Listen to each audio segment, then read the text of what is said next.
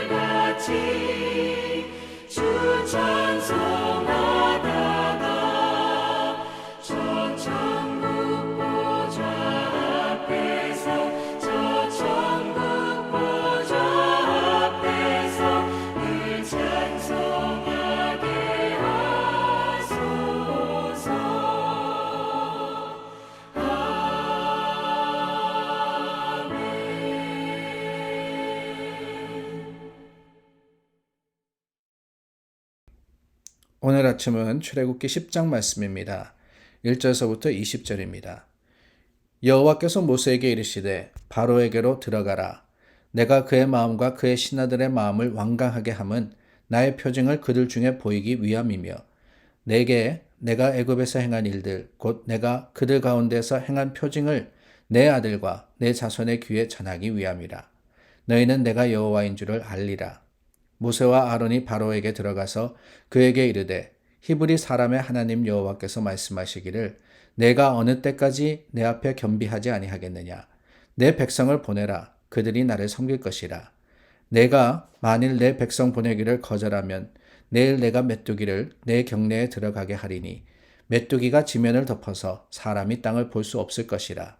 메뚜기가 내게 남은 그것 곧 우박을 면하고 남은 것을 먹으며 너희를 위하여 들에서 자라나는 모든 나무를 먹을 것이며 또 내 집들과 내 모든 신하의 집들과 모든 애굽 사람의 집들에 가득하리니 이는 내 아버지와 내 조상이 이 땅에 있었던 그날로부터 오늘까지 보지 못하였던 것이리라 하셨다 하고 돌이켜 바로에게서 나오니 바로의 신하들이 그에게 말하되 어느 때까지 이 사람이 우리의 함정이 되리이까. 그 사람들을 보내어 그들의 하나님 여호와를 섬기게 하소서. 왕은 아직도 애굽이 망한 줄을 알지 못하시나이까 하고 모세와 아론을 바로에게로 다시 데려오니 바로가 그들에게 이르되 가서 너희의 하나님 여호와를 섬기라. 갈 자는 누구누구냐? 모세가 이르되 우리가 여호와 앞에 절기를 지킬 것인즉 우리가 남녀노소와 양과 소를 데리고 가겠나이다. 바로가 그들에게 이르되 내가 너희와 너희의 어린아이들을 보내면 여호와가 너희와 함께함과 같으니라 보라 그것이 너희에게는 나쁜 것이니라. 그렇게 하지 말고 너희 장정만 가서 여호와를 섬기라. 이것이 너희가 구하는 바니라. 이에 그들이 바로 앞에서 쫓겨나니라. 여호와께서 모세에게 이르시되 애굽 땅 위에 네 손을 내밀어 메뚜기를 애굽 땅에 올라오게 하여 우박에 상하지 아니한 밭의 모든 채소를 먹게 하라. 모세가 애굽 땅 위에 그 지팡이를 들매 여호와께서 동풍을 일으켜 온 낮과 온 밤에 불게 하시니 아침이 되매 동풍이 메뚜기를 불어들인지라.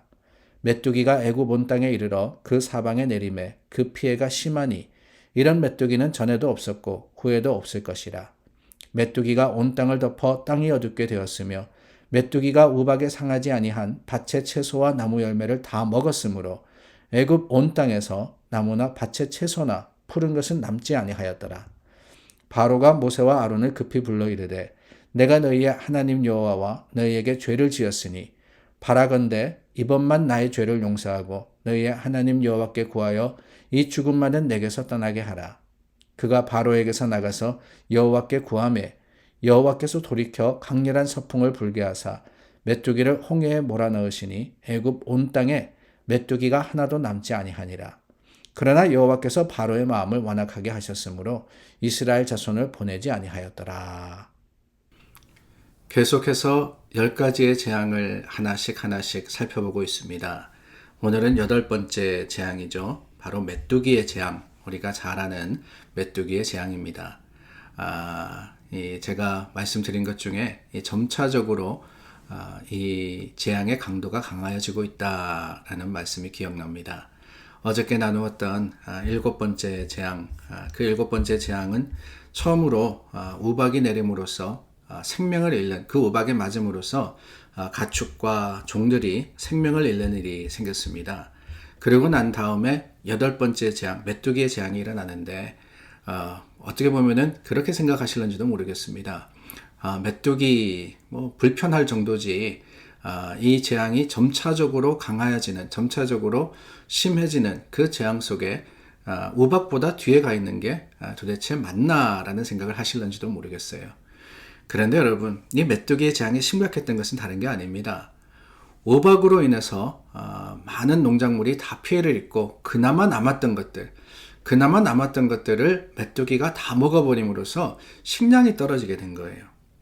그럼으로써 어떻게 보면은 이제는 그 먹을 것이 없음으로 인해서 고난받고 고통받는 그 무엇보다도 더 심각한 재앙 중에 하나가 바로 이 메뚜기의 재앙이었습니다.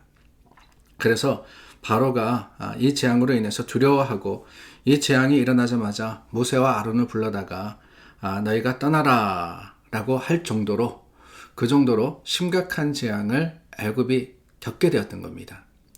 그런데 여러분, 이런 일들이 일어나면서 하나님께서 거듭거듭 이스라엘에게 하시는 말씀이 있습니다. 오늘 마음에 와닿은 말씀 중에 하나인데요. 그게 뭐냐? 바로 2절 말씀을 보니까 너희는 내가 여호와인 줄을 알리라 라는 말씀입니다. 너희는 내가 여호와인 줄을 알리라. 하나님께서 왜 이런 재앙들을 내리시느냐? 하나님께서 왜 이 바로의 마음을 완악한 채로 내버려 두시느냐? 그 이유가 뭐냐?